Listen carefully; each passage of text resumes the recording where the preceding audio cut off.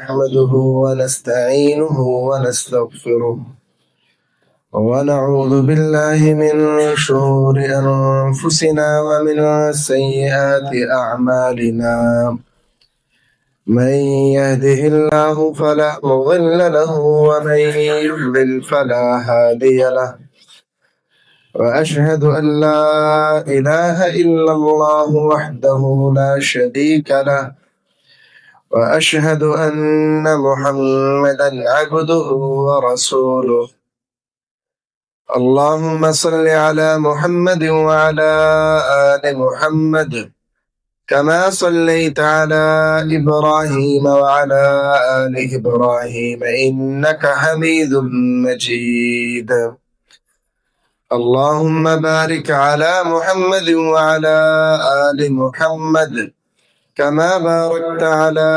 إبراهيم وعلى آل إبراهيم إنك حميد مجيد أعوذ بالله السميع العليم من الشيطان الرجيم من همزه ونفخه ونفثه بسم الله الرحمن الرحيم يا أيها الناس اتقوا ربكم الذي خلقكم من نفس واحدة وخلق منها زوجها وبث منهما رجالا كثيرا ونساء واتقوا الله الذي تساءلون به والأرحام إن الله كان عليكم رقيبا يا أيها الذين آمنوا اتقوا الله حق تقاته ولا تموتن إلا وأنتم مسلمون يا أيها الذين آمنوا اتقوا الله وقولوا قولا سديدا يصلح لكم أعمالكم ويغفر لكم ذنوبكم ومن يطع الله ورسوله فقد فاز فوزا عظيما أما بعد فإن خير الحديث كتاب الله وخير الهدي هدي محمد صلى الله عليه وسلم وشر الأمور محدثاتها وكل محدثة بدعة وكل بدعة ضلالة وكل ضلالة في النار قال الله تعالى في القرآن المجيد أعوذ بالله من الشيطان الرجيم بسم الله الرحمن الرحيم الحمد لله رب العالمين الرحمن الرحيم تمام تعریفیں اللہ کے لیے جو تمام جہانوں کا پالنے والا ہے، نہایت مہربان، بے حد رحم کرنے والا ہے۔ محترم بھائیوں، آج اللہ کے فرمان الرحمن الرحیم کا فہم انشاءاللہ ہم اس خطبہ کے اندر حاصل کریں گے۔ محترم بھائیوں، ربوبیت بغیر رحمت کے پائے تکمیل کو نہیں پہنچتی۔ یہ جو اللہ کا وصف ہے نا، ربوبیت، پالنا، پرورش کرنا، جب تک اس کے ساتھ اللہ کی رحمت شامل حال نہ ہو، پرورش ممکن نہیں ہے۔ تو یہ پرورش کے لیے ایک لازمی جزء رحمت ہے۔ ایک ماں جو اپنی اولاد کی پرورش کر رہی ہے، اگر وہ اپنی اولاد پر مہربان نہ ہو تو پرورش صحیح سے نہیں ہو پاتی، تربیت صحیح سے ہو نہیں پاتی۔ تو یہ اللہ کا وصف رحمت، یہ اس کی ربوبیت سے بڑا خاص تعلق رکھتا ہے۔ یہ کائنات کے اندر جتنی بھی چیزیں پلتی ہیں، بڑھتی ہیں، پھولتی ہیں، پھیلتی ہیں، یہ اس کی ربوبیت کے ساتھ اس کی رحمت کے محتاج ہیں۔ اس کی ربوبیت بھی ہے، اس کی رحمت بھی شامل حال ہوتی ہے، تو چیزوں کی پرورش ہوتی ہے۔ محترم بھائیوں، قرآن مجید ایک ایسی کتاب ہے کہ اس کے اندر کچھ بھی ایسا نہیں ہے کہ جس کو ہم کہہ سکیں یہ ضرور سے زائد ہے، اور اگر یہ نہ بھی ہوتا تو خیر تھی، کوئی معنی نہیں تھا اس کا، اس کی کوئی ضرورت نہیں تھی۔ بعض اوقات قرآن میں ہم دیکھتے ہیں کہ ہم معنی الفاظ استعمال ہوتے ہیں، جیسے الرحمن الرحیم ہے۔ حالانکہ اگر دیکھا جائے ہماری عقل یہ کہتی ہے کہ الرحمن جو معنی ادا کرتا ہے، الرحیم بھی وہی معنی ادا کرتا ہے، تو ایک ہی صفت اللہ بیان کر دیتا ہے، تو اللہ نے دو کیوں بیان کی؟ تو اللہ تعالیٰ کے ہر لفظ میں، ہر کلمے میں، ہر جملے میں حکمت بھی ہے، معانی بھی ہے، اور ہمارے لیے اس میں رہنمائی بھی ہے۔ اگر آپ عربی زبان کے بارے میں آگاہی حاصل کریں تو آپ پر یہ بات کھلے گی کہ جو رحمان ہے، فعلان کا وزن عربی زبان میں یہ ایسے الفاظ کے لیے، ایسے معانی کے لیے استعمال ہوتا ہے کہ جو معانی بکثرت موجود ہو، یعنی جو چیز وافر موجود ہو لیکن ہمیشہ رہے، یہ شرط نہیں ہے۔ جیسے حضرت موسیٰ علیہ السلام جب طور پہاڑ سے واپس تشریف لائے تو دیکھا کہ قوم نے بچڑے کو معبود بنا لیا ہے، تو سورۃ طٰہٰ میں ان کی کیفیت کو اللہ نے غضبان کے لفظ سے تعبیر کیا ہے کہ وہ غصے سے بھرے ہوئے آئے۔ حضرت موسیٰ غضبان، رحمان اور غضبان کا وزن ایک ہے۔ عربی زبان میں وزن بہت زیادہ اہمیت رکھتے ہیں۔ تو اب یہ جب حضرت ہارون نے اپنا عذر پیش کیا کہ میرا عذر یہ تھا، اس وجہ سے میں نے یہ بچڑے کی جو پوجا کرنے پر لوگوں کو سختی نہیں کی، ان پر یہ وجہ تھی، تو عذر کے پیش کیے جانے کے بعد حضرت موسیٰ کا غصہ چلا گیا۔ تو عربی زبان میں جو یہ رحمان کے وزن ہے، یہ چیز کی کثرت پر دلالت کرتا ہے لیکن ہمیشگی پر نہیں کہ وہ چیز ہمیشہ بھی رہے۔ الرحمن یہ اللہ تعالیٰ کی رحمت کی وسعت پر دلالت کرتا ہے کہ اللہ کے پاس رحمت کے بے بہا خزانے ہیں۔ اور جو الرحیم کا ہے نا وزن، عربی زبان میں یہ وزن کسی چیز کی ہمیشگی کے لیے آتا ہے۔ یہ لفظ جیسے السمیع ہے، ہمیشہ سننے والا، البصیر ہمیشہ سے دیکھنے والا، العلیم ہمیشہ سے جاننے والا، یعنی جو ہمیشہ سے جان بھی رہا ہے اور ہمیشہ آئندہ بھی جانتا رہے گا۔ تو رحیم کا معنی یہ ہے کہ اللہ تعالیٰ جس کے پاس وسعت ہے رحمت کی بے حد و حساب، وہ وسعت اس کے پاس ہمیشہ سے ہے، ہمیشہ رہے گی، وہ ہمیشہ سے مہربانی فرما رہا ہے، اور ہمیشہ قیامت تک اور قیامت کے بعد ہمیشہ وہ مہربانی کرتا رہے گا، اس کی رحمت کے خزانوں میں کوئی کمی نہیں آئے گی۔ تو یہ دو لفظ اس لیے آئے، رحمان رحمت کی کثرت بیان کرتا ہے، رحیم رحمت کی ہمیشگی کو بیان کرتا ہے کہ اللہ کی رحمت بہت وسیع ہے۔ رحیم کہتا ہے کہ رحمان کی رحمت وہ ہمیشہ کے لیے ہے۔ تو یہ دو لفظ اللہ تعالیٰ نے اس لیے بولے۔ محترم بھائیوں، یہ جو اللہ تعالیٰ کی رحمت ہے ہم گناہ گاروں کے لیے یہ ایک بہت بڑا سہارا ہے، بلکہ اللہ تعالیٰ نے قرآن مجید میں ہے کہ نبی سے کہا کہ جب تمہارے پاس ایمان والے آئے نا، ان کو جو سب سے پہلی چیزیں بتانی ہیں ان میں سے کہ یہ خوشخبری بھی سنانی ہے۔ وَإِذَا جَاءَكَ الَّذِينَ يُؤْمِنُونَ بِآيَاتِنَا فَقُلْ سَلَامٌ عَلَيْكُمْ كَتَبَ رَبُّكُمْ عَلَى نَفْسِهِ الرَّحْمَةَ۔ اور جب آپ کے پاس ایمان والے آئیں تو ان کو سلام کہنا ہے، اور پھر پہلی خوشخبری یہ سنانی ہے کہ ایمان والوں گھبرانا نہیں ہے، پریشان نہیں ہونا ہے، تمہارے رب نے اپنے آپ پر رحمت کرنا لازم قرار دے دیا ہے۔ یعنی یہ خوشخبری اولین جو پہلی ایمان لانے والوں کو نئی اور پہلی خوشخبری دینی ہے، وہ اللہ کی رحمت کی خوشخبری دینی ہے۔ ٹھیک ہے تمہاری سابقہ زندگی بڑی گناہوں میں گزری ہے اور تم بڑی سیاہکاریاں کر کے ایمان لے کے آئے ہو، لیکن ایمان لانے کے بعد اب تم نے گھبرانا نہیں ہے۔ جس رب پر ایمان لے کے آئے ہو نا، اس رب نے اپنے آپ پر رحمت کو لازم کر دیا۔ وَرَبُّكَ الْغَفُورُ ذُو الرَّحْمَةِ، اور تیرا رب بے حد بخشنے والا، بے حد رحم کرنے والا ہے۔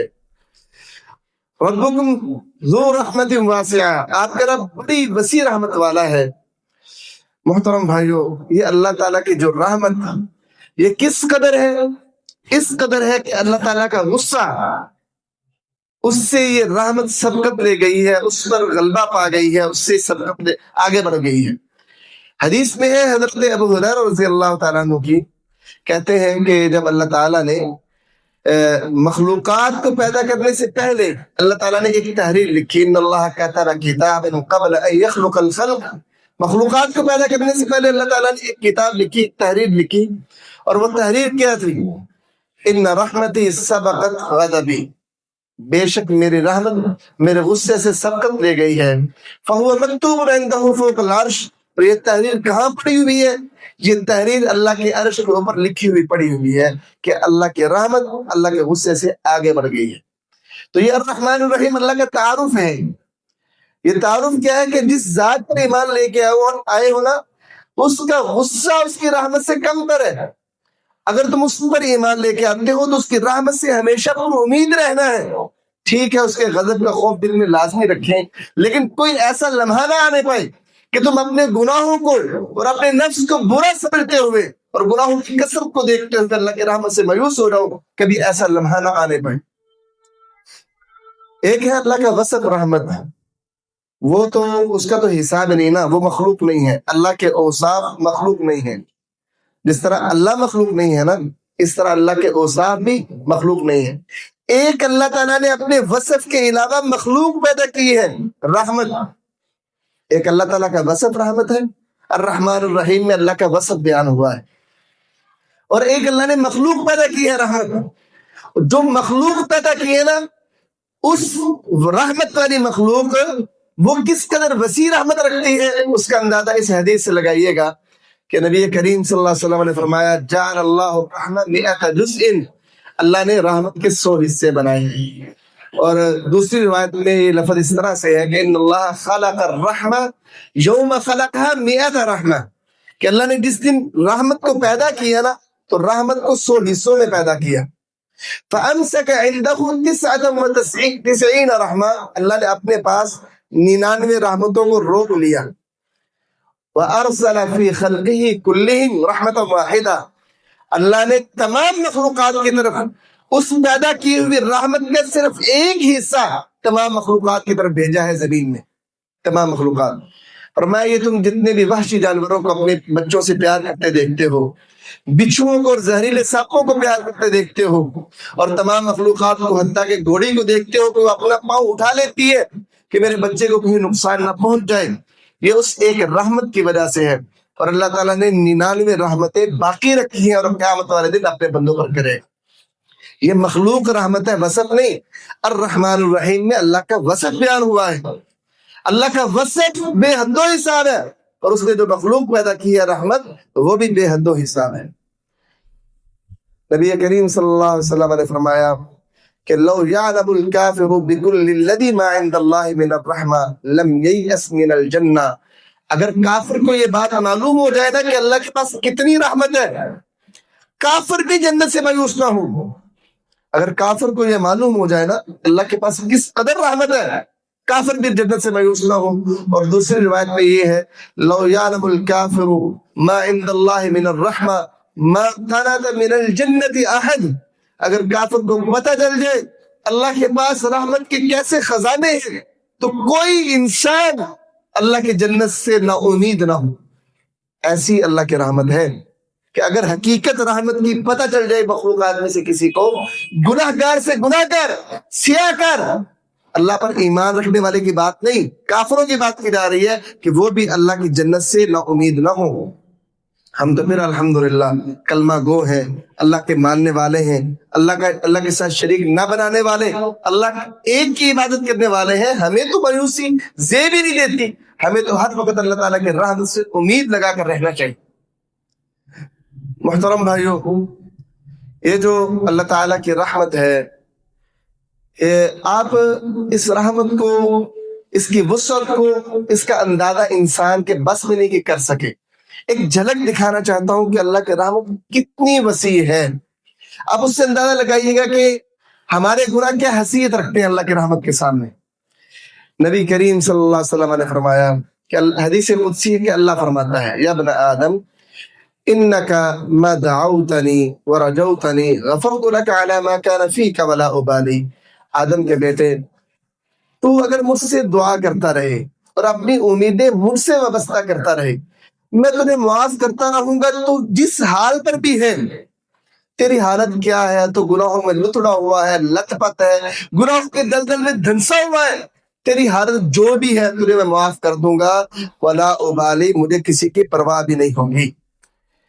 اگلا جملہ بڑا اس کا، فرمایا لو بلغت ذنوبک عنان السماء ثم استغفرتنی غفرت لک علی ما کان فیک ولا ابالی، آدم کے بیٹے تیرے گناہ اگر اس قدر ہو جائیں کہ آسمان کے کناروں تک پہنچ جائیں تو پھر میرے پاس آئے کہ اللہ معاف کر دے، میں تجھے معاف کر دوں گا، مجھے کسی کی پرواہ تک نہیں ہوگی۔ اللہ اس قدر رحیم ذات ہے. فرمایا آدم کے بیٹے لو انك اتيتني بغراب الارض خطايا ثم استغفرتني. فرمایا آدم کے بیٹے اگر تو میرے پاس آئے زمین بھر کر گناہ لے کر اور آ کر تو مجھ سے بس اتنا کہے اللہ معاف کر دے. اللہ کہتا ہے میں اتنا رحیم ہوں کہ میں زمین بھر کر تجھے معاف بخشش عطا کر دوں. اللہ تعالیٰ ایسی رحیم ذات ہے. ہمارے گناہ حافظ ابن حجر رحمہ اللہ نے ایک بات لکھی ہے, وہ کہتی ہے کہ بندے کو نا اپنے نفس کی برائی اور گناہوں کی کثرت سے کثرت دیکھ کر اللہ تعالیٰ کو پکارنے سے رکنا نہیں چاہیے کہ وہ رب اتنا رحیم ہے کہ جب شیطان نے اس سے کہا نا کہ رب انظرنی الی یوم یبعثون کہ اللہ مجھے قیامت اٹھائے جانے کے دن تک مہلت دے دو, اس رب نے تو شیطان کی دعا قبول کر لی اور کہا جا تجھے مہلت دی. جو رب اتنا رحیم ہے کہ اپنا دشمن جس نے کہا اللہ میں تجھے سجدہ نہیں کرتا, بات کا انکاری ہو گیا, وہ دشمن اللہ سے کہتا ہے اللہ مجھے مہلت دے دے, اللہ کہتا ہے جا تجھے مہلت دے دی. تو ایک ایمان والے بندے کو اللہ کے رحمت سے مایوس ہونا زیب ہی نہیں دیتا کہ اللہ تعالیٰ تو شیطان کی دعا قبول کر لی.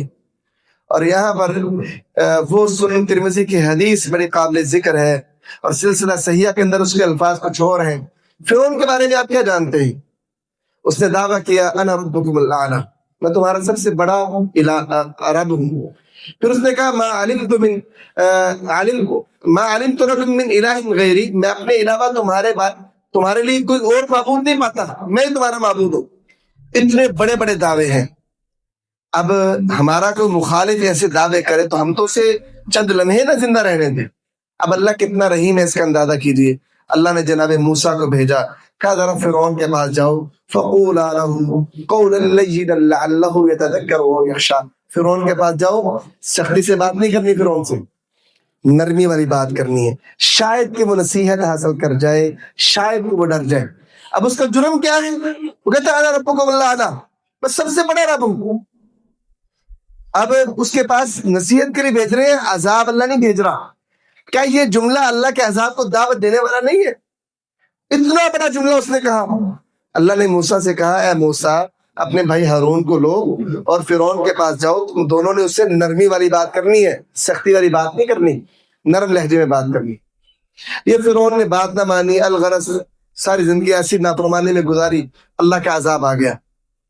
یہ سمندر میں غرق ہو رہا ہے اس وقت. یہ جو حدیث میں سنانے لگا ہوں یہ سنن ترمذی کے اندر بھی ہے, مسند طیالسی کے اندر بھی ہے, سلسلۃ الصحیحہ کے اندر بھی موجود ہے, اور اسے امام البانی نے, امام ترمذی نے صحیح کہا ہوا ہے کہ حضرت عبداللہ بن عباس کہتے ہیں کہ حضرت جبریل, اللہ کے رسول نے فرمایا کہ حضرت جبریل نے مجھے بتایا کہ جس وقت وہ فرعون سمندر میں ڈوب رہا تھا نا, تو میں کیچڑ, سیاہ کیچڑ سمندر کا اٹھا کے اس کے منہ میں ڈال رہا تھا, خشیت ان یقول لا الہ الا اللہ فیرحمہ اللہ. میں ڈر رہا تھا کہیں یہ لا الہ الا اللہ اس وقت نہ کہہ دے اور اللہ کی رحمت اسے ڈھانپ لے. اور دوسری حدیث کے لفظ ہے کہ اللہ کے رسول کاش مجھے آپ اس وقت دیکھتے جب میں سیاہ کیچڑ اس کے منہ میں ٹھوس رہا تھا, اس ڈر سے کہ اللہ کی رحمت اسے پالے. تو فرعون جس نے ربکم الاعلی کہا, اور فرعون کو ساری زندگی اللہ کے پیغمبر کو تکلیفیں دیتا رہا, کوئی چھوٹا دعویٰ تو نہیں تھا اس کا. حضرت جبریل کہتے ہیں میں ڈرا اس بات سے کہ کہیں یہ لا الہ الا اللہ کہہ دینے سے نہیں, ساتھ میں بھی اللہ کی رحمت تو اتنی زیادہ ہے کہ اللہ کی رحمت اس کو بھی ڈھانپ لے گی. تو میں پھر جلدی اس کے منہ میں سیاہ کیچڑ ڈھونستا رہا تاکہ جلدی اس کا قصہ تمام ہو. تو اللہ کی رحمت بہت وسیع ہے, اتنی وسیع ہے کہ ہم اندازہ نہیں کر سکتے کہ جبریل کہ جس کو ہم سے زیادہ وسعت کا اندازہ ہے اللہ کی, وہ فرعون کے بارے میں ڈرا کہ کہیں اللہ کی رحمت اس کو نہ پالے. تو ہم تو اللہ پہ ایمان رکھنے والے مومن بندے ہیں, اللہ کی رحمت سے ہمیں ہمیشہ ہی پر امید رہنا چاہیے. محترم بھائیوں, اللہ تعالیٰ کی دیکھو یہ کس قدر ہم پر ایک بڑی نعمت ہے اور رحمت ہے. ہم گناہ کرتے ہیں, اللہ ہمارا گناہ فوراً نہیں لکھواتا, 6 گھڑیاں فرشتہ گناہ نہیں لکھتا بندے کا. اب 6 گھڑیوں سے مراد کیا ہے؟ کچھ علماء کہتے ہیں 6 گھنٹے مراد ہیں, اور کچھ علماء نے دن کو گھڑیوں میں تقسیم کیا ہے. بہرحال وہ 6 گھنٹوں کے قریب بنتا ہے وقت. حدیث میں ہے ان صاحب الشمال, جو بائیں بازو والا فرشتہ ہے نا, لیرفع القلم, وہ قلم کو اٹھا لیتا ہے. کتنی دیر؟ 6 ساعات, 6 گھڑیاں, 6 گھنٹے وہ نہیں لکھتا گناہ کو. کس سے؟ عن العبد المسلم المخطئ، گناہگار مسلمان بندے سے وہ قلم کو اٹھا لیتا ہے، اس کا گناہ نہیں لکھتا. فإن ندم، اگر 6 گھنٹوں میں بندہ شرمندہ ہو جائے گناہ پر، فاستغفر اللہ منہا، اور اللہ تعالیٰ سے معافی مانگ لے، القاہا، تو اس کے گناہ کو معاف کر دیا جاتا ہے، وہ لکھے نہیں جاتا. وإلا كتب واحدہ، ورنہ 6 گھنٹوں بعد اللہ ایک گناہ لکھتا ہے. ہمارے ہاں جب ہمارے گھر میں کوئی بچہ غلط کام کر لے، ہم 6 گھنٹے ویٹ کرتے ہیں. ماں بڑی رحیم ہے نا اپنے بچے میں، بڑی مہربان ہوتی ہے ماں. بچہ غلطی کر لے، ماں کتنی دیر انتظار کرتی ہے کہ بچہ مجھ سے سوری کر لے. ہمارے ہاں ہے انتظار. حالانکہ ماں کی مہربانی ضرب المثل ہے ہمارے. ماں تو 2 لگاتی ہے اسے فوراً. اور رب کتنا رحیم ہے، اس قدر رحیم ہے کہ بندہ گناہ کرتا ہے، اور گناہ کرنے کے بعد اللہ تعالیٰ فرشتے کو روک دیتے ہیں، 6 گھنٹے میرے بندے کی گناہ نہیں لکھنا تم نے. 6 گھنٹے میں اگر میرے بندے کو میری یاد آ گئی نا، اور وہ اپنے گناہ پر شرمندہ ہو کے میرے دربار میں آ گیا، تو اس کے نامہ اعمال میں یہ گناہ کبھی لکھے نہیں جائے گا. ایسے ہے جیسے اس نے کبھی کیا ہی نہیں ہے. 6 گھنٹے، اور 6 گھنٹے گزر گئے ہیں اور آپ نے گناہ کر لیا ہے، پھر کیا ہونا ہے؟ پھر بھی آپ اللہ کے دربار میں آ جائیں، اللہ سے کہ اللہ گناہ ہو گیا ہے. محترم بھائیو، یہ حدیث سنیں کہ ایک ماں کبھی نہیں چاہتی کہ میرا بیٹا آگ میں جائے. نبی کریم صلی اللہ علیہ وسلم کے پاس چند قیدی آئے. ایک عورت تھی جس کی چھاتی دودھ سے بھری، وہ بھاگ رہی تھی کبھی ادھر کبھی ادھر، اپنے بچے کو ڈھونڈ رہی تھی. اس کا بچہ قیدیوں میں تھا. جب اسے بچہ نظر آیا، اس نے اپنے بچے کو پکڑا اور اپنی چھاتی سے لگا کر دودھ پلانے لگی. رسول کریم صلی اللہ علیہ وسلم نے صحابہ سے مخاطب ہو کے کہا، اترون هذه طارحة ولدها في النار، کیا تمہارا خیال ہے کہ یہ ماں اپنے بچے کو جہنم میں پھینکے گی؟ فرمایا نہیں اللہ کے رسول، یہ تو جتنی طاقت اور قدرت رکھتی ہے اپنے بچے کو آگ سے بچائے گی. فرمایا للہ ارحم بعبادہ من هذه بولدها، اللہ تعالیٰ اس ماں سے زیادہ بندے سے محبت کرتا ہے اور اس کو رحمت کرتا ہے، زیادہ مہربان ہے بندے.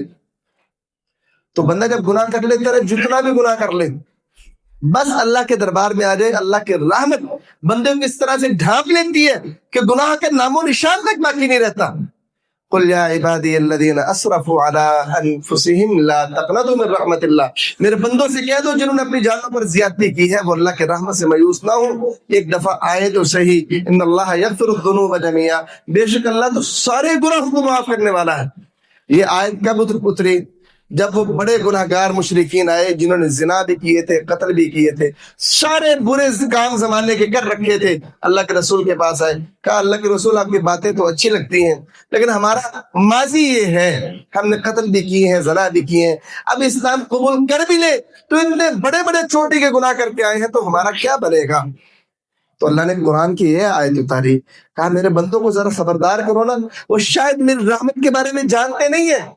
لا تقنطوا من رحمت اللہ، میری رحمت سے مایوس نہ ہو. تمہارے گناہ ہیں کتنے؟ میں تو وہ رب ہوں جو کہتا ہوں کہ زمین بھر کے آسمان کے کناروں تک تمہاری ساری زندگی گناہوں سے بھری ہو اور تم میرے پاس آ جاؤ، میں رب رحمان تمہیں معاف کر دوں گا. اللہ تو ایسا رحیم ذات ہے. اور صرف معاف ہی نہیں کرے گا اللہ، بلکہ اگر بندہ اللہ کے دربار میں آئے نا، اللہ کو بندے پہ اتنا مہربان ہے بندے پہ کہ بندہ آتا ہے کہتا ہے اللہ مجھ سے گناہ ہو گیا ہے. اللہ بندے کا ذوق شوق اور اللہ سے ڈر دیکھ کرنا، بعض اوقات اللہ بندے کی گناہ کو نیکی میں بدل دیتا ہے. اتنا مہربان ہے. ہماری دنیا میں ایسا نہیں ہوتا کہ کوئی غلطی کر لے تو اسے سزا کی بجائے ہم انعام دے کے اسے بھائی یہ انعام تو تم اس کے مستحق ہو، یہ انعام تمہارا اور تم جاؤ. ہم ایسے نہیں کرتے. سزا معاف تو کر دیتے ہیں، انعام نہیں دیتے. جرم پر کوئی انعام دیتا ہے؟ اللہ کیا کہتا ہے؟ کہتے ہیں بس تم یہ کرو، گناہ ہو گیا، کچھ نہیں ہوا، میرے دربار میں ہو، مجھ سے معافی مانگو، میں صرف گناہ معاف نہیں کروں گا، وہ جو گناہ تم نے کیا ہے نا اس عمل کو نیکی میں بدل دوں گا. الا من تاب وآمن وعمل صالحا فاولئک یبدل اللہ سیئاتہم حسنات، مگر وہ شخص اس نے توبہ کی اور نیک عمل کیا، بس یہی وہ لوگ ہیں کہ جن کے اللہ گناہوں کو نیکیوں میں بدل دیتا ہے. اور کیسے بدلتا ہے؟ نبی صلی اللہ علیہ وسلم کے صحابی ابو ذر غفاری رضی اللہ عنہ فرماتے ہیں کہ نبی کریم نے فرمایا کہ میں اس آخری جنت میں داخل ہونے والے آخری آدمی کے بارے میں جانتا ہوں جو جہنم میں سب سے آخر نکلے گا، بس جنت میں سب سے آخر میں داخل ہوگا. اس کی حالت یہ ہوگی کہ جب اللہ کے دربار میں لایا جائے گا نا، تو اللہ کہے گا کہ اس بندے کے جو چھوٹے چھوٹے گناہ ہیں نا، پہلے وہ میرے سامنے پیش کرو، اس بندے کو دکھاؤ. تو جو بڑے गुनाह है ना अभी वो साइड पे कर दो. अब जरा अल्लाह की रहमत देखिएगा. अब क्या होगा कि फरिश्ते ना उस बंदे के छोटे छोटे गुनाह उसके सामने पेश करेंगे. अमिल तो योम कदा व कदा, अमिल तो योम कदा व कदा.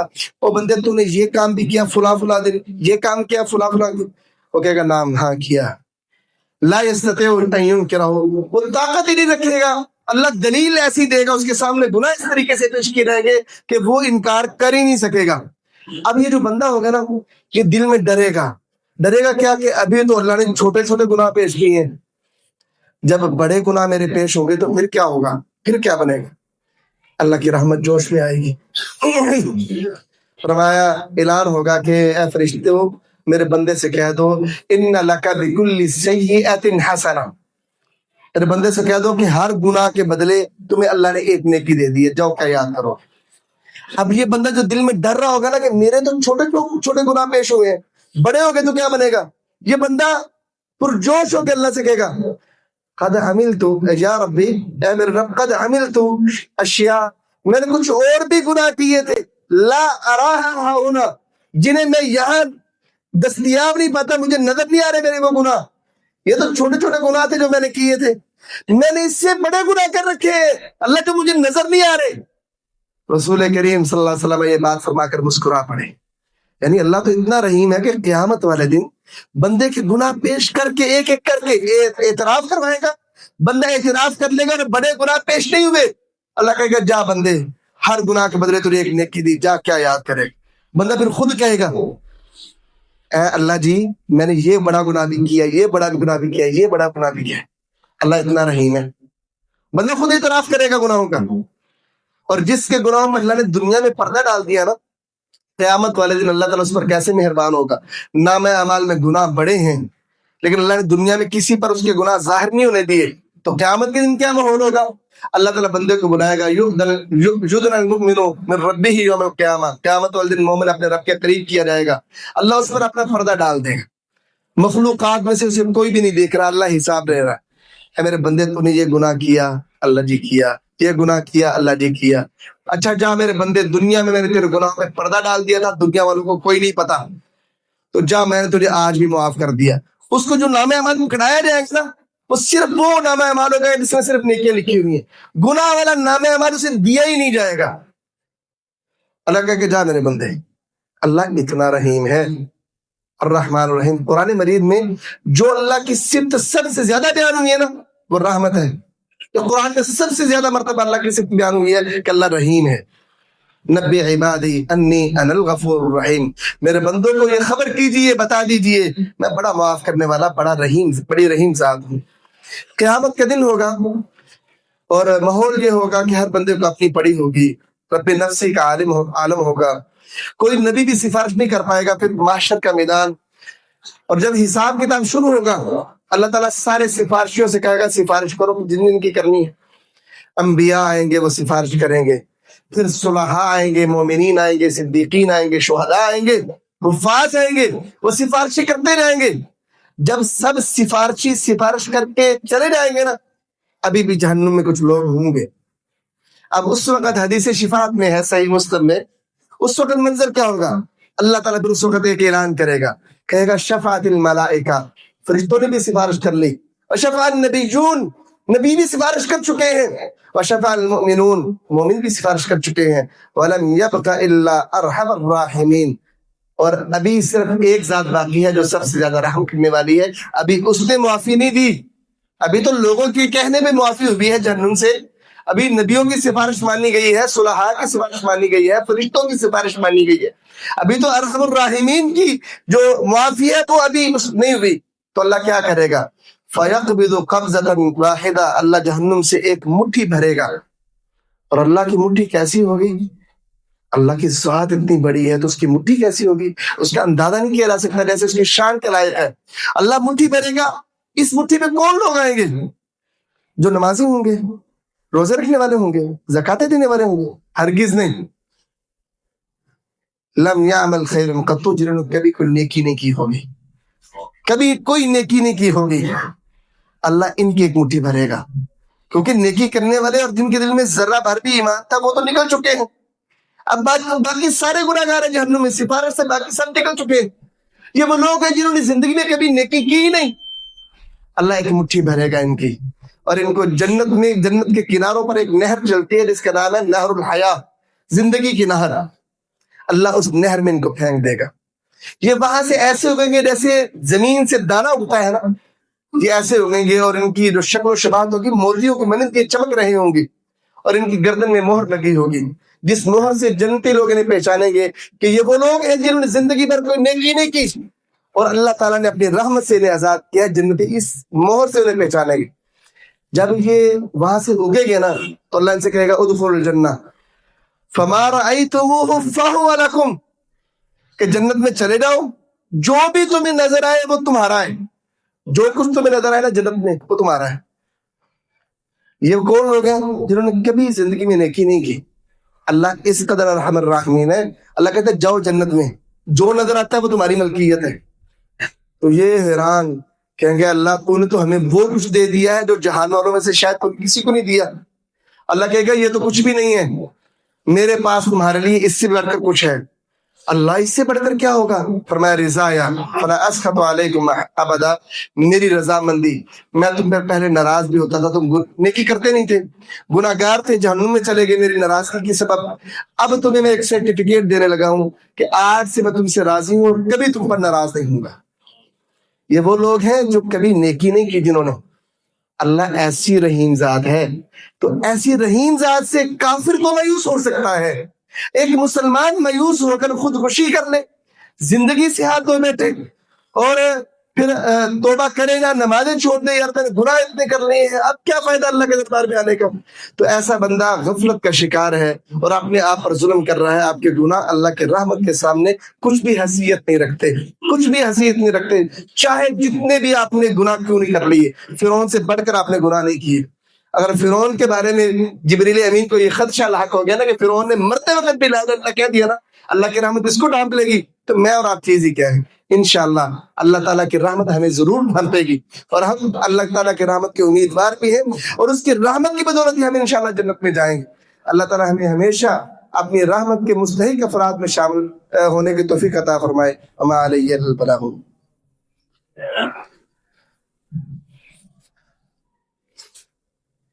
إن الحمد لله نحمده ونستعينه ونستغفره ونعوذ بالله من شرور أنفسنا ومن سيئات أعمالنا، من يهده الله فلا مضل له ومن يضلل فلا هادي له، فأشهد أن لا إله إلا الله وحده لا شريك له، وأشهد أن محمدا عبده ورسوله.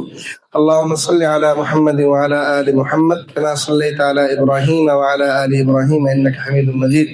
اللهم بارك على محمد وعلى آل محمد كما باركت على إبراهيم وعلى آل إبراهيم إنك حميد مجيد. أعوذ بالله من الشيطان الرجيم. بسم الله الرحمن الرحيم. يا أيها الناس اتقوا ربكم الذي خلقكم من نفس واحدة وخلق منها زوجها وبث منهما رجالا كثيرا ونساء، واتقوا الله الذي تساءلون به والأرحام إن الله كان عليكم رقيبا. أما بعد، فإن خير الحديث كتاب الله، وخير الهدي هدي محمد صلى الله عليه وسلم، وشر الأمور محدثاتها، وكل محدثة بدعة، وكل بدعة ضلالة، وكل ضلالة في النار. سبحان ربك رب العزة عما يصفون، وسلام على المرسلين، والحمد لله رب العالمين.